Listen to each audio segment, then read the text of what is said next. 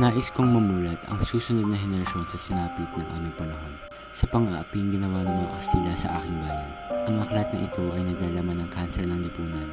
Ipinapahiwatig nito ang paninirang puri ng mga Kastila sa mga Pilipino. Magandang gabi sa inyong lahat. Ikinararangal kong makilala niyo si Juan Crisostomo Ibarra, ang anak ng aking yumangong kaibigan na si Don Rafael Ibarra. Matuwid lamang siya ng kanyang ama. Akalain mo desenteng tao ngunit hindi mo sumusunod sa batas. At tama lang namatay ang kanyang ama. Ikinalulugod ko po kayong makilala, Aba, Padre Damaso, dating kura ng bayan ng San Diego at matalik na kaibigan ng aking ama.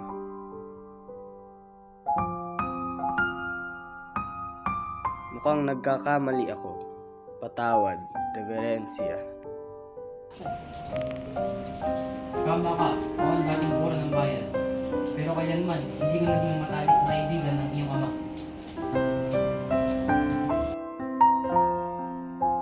Yun lang bang iyong tunan sa Europa? Di na nagsayang ka ng oras at salapi.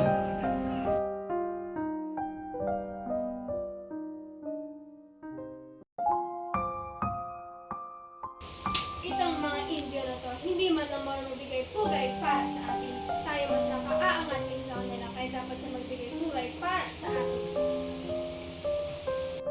Huwag niyo ako itulad sa inyong mga Indio. Pwe! Nakakasuka talaga mga tao dito. Amoy may hirap!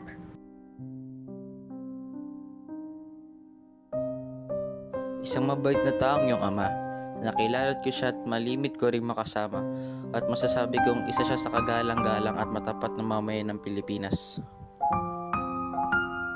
Ginoo, mag-ingat ka sa mga lihim ninyong kaaway. Nangyari sa iyong ama ay dapat maging aral sa inyo. Ginoo, ngunit namatay ang ama mo sa bilangguan ng walang sala.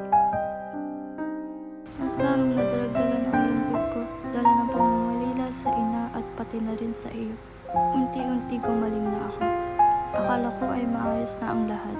Akala ko ay sasaya na muli ako dahil makakasama na muli kita.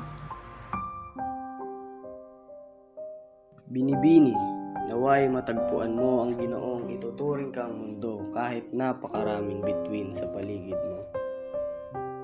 Nung siya ay nabubuhay, kaya kong ipapaim ang sarili. Alam ng aking puso't isipan ang kapayapaang nabubuhay siya at baka ako'y nasa isip niya.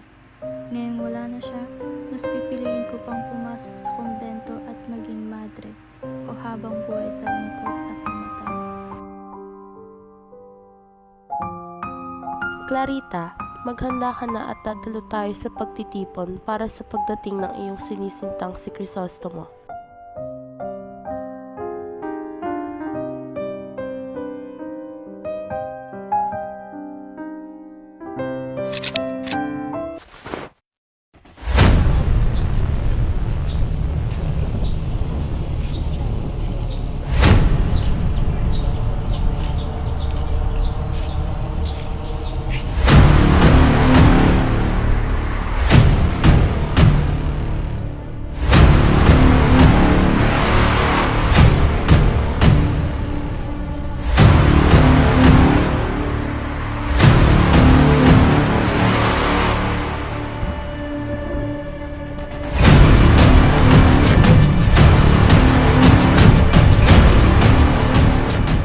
Maria, matagal na kita gusto. Kahit sa kung wala lang itong malayo man o malapit, akin nga ang nagawa ang mga gusto ko sa iyo.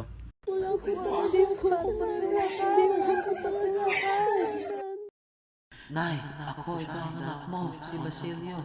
Ako po ay tumakasama sa kumbento. Ngayon lang po ako pinauwi ng sa Kristo na yun.